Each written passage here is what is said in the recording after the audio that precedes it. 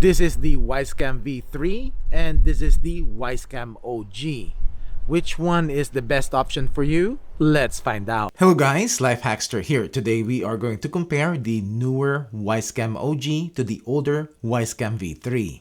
I have reviewed both of these cameras individually and I will link it down below if you want more detailed info on the respective specs and features. Also, all the testing in this video will be with the Cam Plus subscription.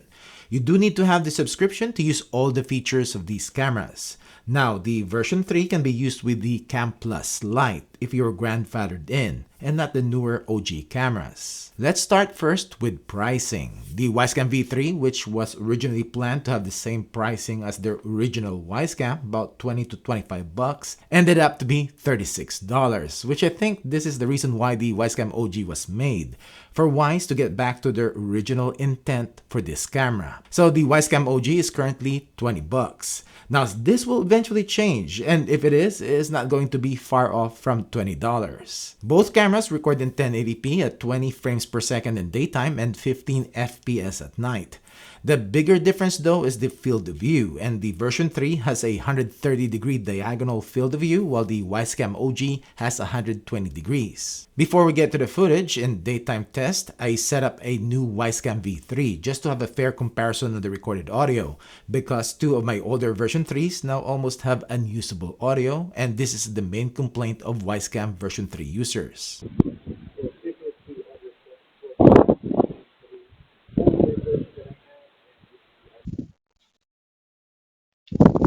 So this is the video and audio quality of the Wyze Cam version 3 and also the Wyze Cam OG. It's a little bit raining today, and the video clarity test at 10 feet, 15, 20, 25, 30, 35, 40.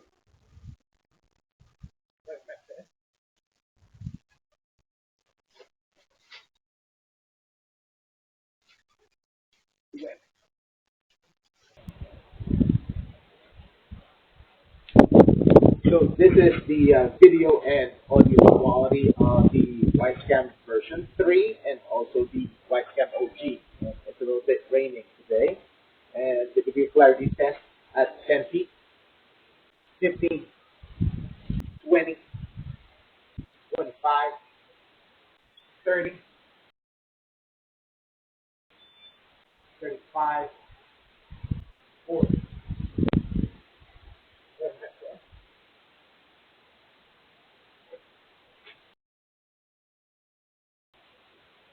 Yes.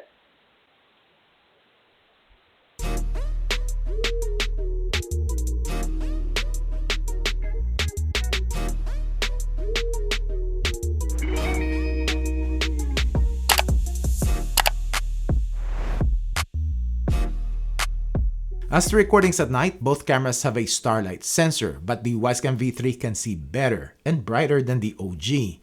The OG does have a 40 lumen spotlight though, and later in the video I'll tell you my issues generally with low light sensors, so keep on watching. Both do have infrared night vision, which the Wyze Cam version 3 has two different options. It has a near and far setting, and this is in the far setting, and you can see farther away compared to the OG, which only has one setting. While we are in the app, I'll tell you some differences between the two. The OG will have a picture-in-picture option if you have another OG cam or their OG Telephoto 3X, which you can stream both cameras at the same time. Also, you have the recent events in the lower portion of the app, and these are the recordings that were uploaded to the cloud if you subscribe to their Cam Plus subscription. If not, it will just be a snapshot. And to access the recordings on the microSD card, it is now in the menu, and it is a vertical timeline. As for the version 3, you have the playback button, and these are the recordings on the microSD card, and it is in a horizontal timeline. To access the recordings on the cloud, you have to go to the main app page and click on the Events tab. And if you have multiple cameras, then there are multiple steps to find the recordings that you want. It is easier with the OG. Now, because the Wyze Cam version 3 has been out for a while now, it is compatible to a lot of accessories. And it does have an accessory setting, and you can connect this with the spotlight accessory and can control the lamp socket, floodlight, and garage controller. And also it has its own window mount, which at this time the OG doesn't have. Both cameras are weatherproof with an IP65 rating, so these cameras can be used indoors and placed in a shelf or installed in a wall or ceiling. The Wyze Cam version 3 has a magnetic mount though, while the OG can only be screwed in. Let's check how these cameras perform. We are going to test the motion alert notification speeds between the Wyze Cam V3 and the Wyze Cam OG. And I'm on my LTE connection and it is 1017. So let's check it out. Status lights on. I'm just waiting for the notification. Who's gonna be first? Alright, the OG is first. And let's wait for the V3. There you go, the V3 second. Click and hold and you'll get a snapshot preview, and when you click on it you should be getting to live view and loads up pretty quick. Alright, so it's still 1080 and I'm not gonna wait for about a minute here because it started raining. Let's see what the notification cool off on both of them. Both of them have the Cam Plus subscription. Raining. There's still delay in the notification, as you can see. There you go, but the OG is faster. Let's see the V3. See, the V3 is a little bit delayed. We are going to compare the maximum detection distance of the Wyze Cam OG and the V3, and I've set their motion sensitivity to the highest, and also have the Cam Plus subscription, so I have person detection turned on. And let's check it out at 40 feet.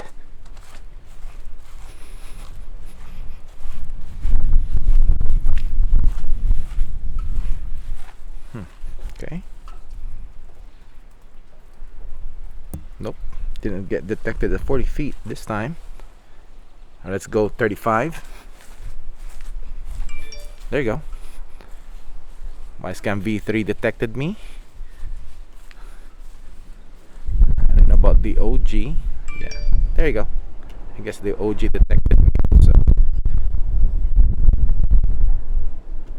Apologize for the wind. Cool. While we are in the max detection range, we will talk about Starlight sensors. My backyard is not totally dark. I have ambient lighting from my neighbor's yards and also the lights from inside our house. But it seems like if you have low light sensors, the camera sensitivity to turn on their infrared night vision is also not as sensitive. And in my setup, while the lights inside the house and my neighbors are still on, then I will have these low light Starlight footage, which looks cool, especially in the version 3, but its detection performance is also affected. And I thought the V3 would detect farther, at least for person detection, but in my testing, it will only detect me at 15 feet. While the OG, which unfortunately on the Starlight color mode, will not even turn on its spotlights when motion is detected. It needs to be in infrared mode to do that, and only detected me at 10 to 15 feet. This is another reason to have better lighting in your property, like motion activated lights. And don't rely on the Starlight or low light sensors, because aside from getting better video quality with lighting, the cameras will be able to detect and identify AI events accurately and farther away. This is the audio quality coming out from the Wyze Cam OG.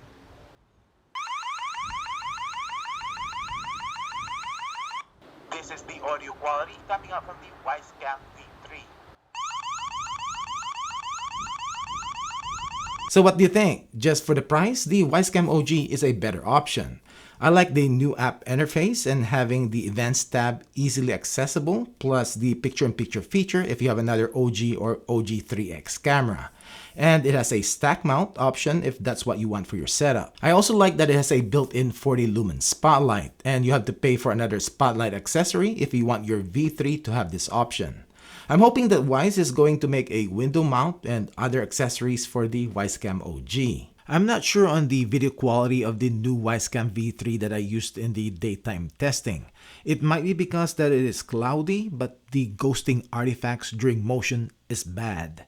The Wyze Cam OG on the other hand performed well, and the colors are also brighter and more like an HDR or high dynamic range look. The OG is also a little bit faster on the notifications. The only thing is that its Starlight low light sensor is not as good as the V3s. Now, if you already have Wyze Cam V3s, this is not really an upgrade, so just keep your V3s. But if you're planning to buy another Wyze Cam, then the OG version is a pretty good option. Well, that's it for this video. Thanks for watching.